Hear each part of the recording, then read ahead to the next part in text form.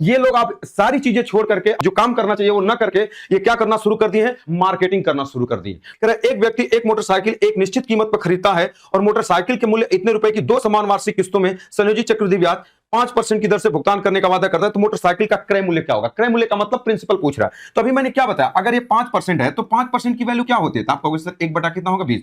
इसका मतलब यही होगा कि अगर ये 20 था तो कितना हो जाएगा? 21। आपको कुछ नहीं करना है, बस मैंने क्या बोला कि 3 चीजें पूछेगा। अगर प्रिंसिपल पूछेगा या तो आपसे इंस्टॉलमेंट पूछेगा या तो आपसे सीआई पूछेगा।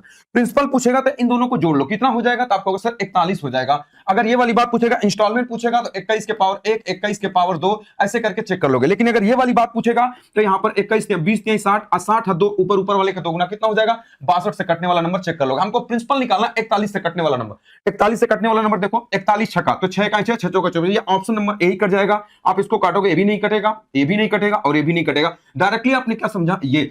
तो बार बार जब अगर आप इसी तरीके से क्वेश्चन को लगाओगे, मैं नहीं कर रहा हूं कि इसको लगाओ, ये तरीका तभी आपको लगाना है जब क्वेश्चन अप्रोक्सीमेशन में पूछे, तभी ये तरीका लगाना है, वरना आपको ये तरीका कभी भी नहीं लगाना है। आप डायरेक्टली क्वेश्चन का आंसर निकाल सकते हो। देखो ये कर रहा है, एक ऋण को देखो, एक मास है, ये भी इसी तरीके से बताते हैं। एक ऋण को 2 समान वार्षिक किस्तों में चुकाया जाना है। यदि ब्याज की दर 10% वार्षिक है तो जो वार्षिक रूप से चक्रवृद्धि होती है तो प्रत्येक किस्त का मान इतना है। तो बताओ कुल ब्याज क्या होगा? देखो ये कुल ब्याज पूछा ना, तो मैंने आपको क्या बताया कि 10%। बताओ 10% की वैल्यू कितनी होती है? 1/10। तो मैंने क्या बताया, नीचे वाले में 3 का गुणा करो और ऊपर वाले का दोगुना, तो 30 हो जाएगा। ऊपर वाले का दोगुना कितना हो जाएगा? 32।